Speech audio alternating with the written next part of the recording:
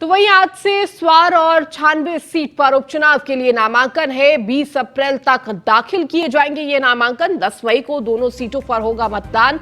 निर्वाचन आयोग ने उपचुनाव को लेकर पूरी तैयारी कर ली है। तो आज से नामांकन की जो प्रक्रिया है वो शुरू हो चुकी है। तो आज से स्वार और 96 सीट पर उपचुनाव के लिए नामांकन है। तो 20 अप्रैल तक नामांकन दाखिल किए जाएंगे, चूंकि 10 मई को मतदान होना है और इसके लिए जो निर्वाचन आयोग है उसने अपनी तैयारी पूरी कर ली है।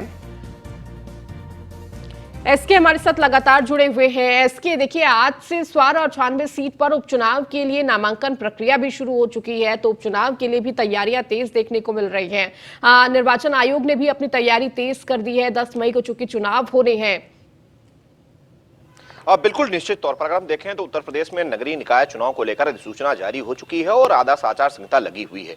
हालांकि उत्तर प्रदेश में 2 विधानसभा सीटें भी हैं जिन पर उपचुनाव होना है, जिसमें स्वार और 96 सीट है। स्वार सीट कई मायनों में खास है, चूंकि रामपुर की स्वार सीट है और आजम खान के बेटे अब्दुल्ला आजम की वो सीट रही है और कहीं न कहीं लगातार समाजवादी पार्टी इस सीट पर काबिज रही है, चूंकि आजम खान के प्रभाव वाला क्षेत्र माना जाता है।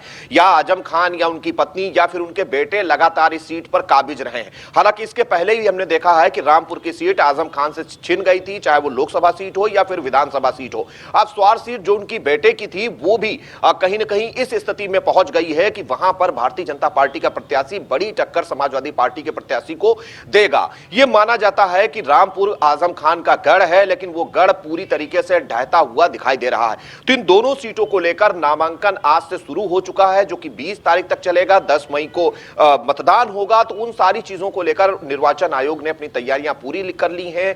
जो जिला निर्वाचन अधिकारी हैं, जो संबंधित विधानसभाओं के, उनको भी निर्देशित किया जा चुका है। सुरक्षा के इंतजाम, साथ ही साथ ईवीएम और बाकी के जो मतदान केंद्रों के निर्माण को लेकर चीजें हैं वो भी पूरी की जा रही हैं और कोशिश की जा रही है कि शांतिपूर्ण मतदान इन दोनों सीटों पर कराया जाए। तो कहीं ना कहीं अब देखना यह होगा कि जो पहले के उपचुनाव हुए थे जिसमें 3 सीटें थी, एक रामपुर सीट थी, उसके अलावा मैनपुरी और साथ ही साथ एक सीट खतौली थी, उन सीटों में से 2 सीटों पर समाजवादी पार्टी जीत चुकी है और एक सीट रामपुर जो कि आजम खान की खुद की सीट थी वो सीट वो गंवा चुके हैं। तो अब दोबारा से उपचुनाव होने जा रहा है, तो काफी मायनों में अहम होगा, क्योंकि बीजेपी की कोशिश होगी कि कहीं ना कहीं समाजवादी पार्टी और आजम खान के गढ़ में भी कमल खिलाया जाए। हालांकि अब निर्वाचन आयोग पूरी तरीके से तैयार है और प्रक्रिया आज से शुरू हो चुकी है। जी ठीक है, इसके बहुत शुक्रिया इस जानकारी को देने के लिए।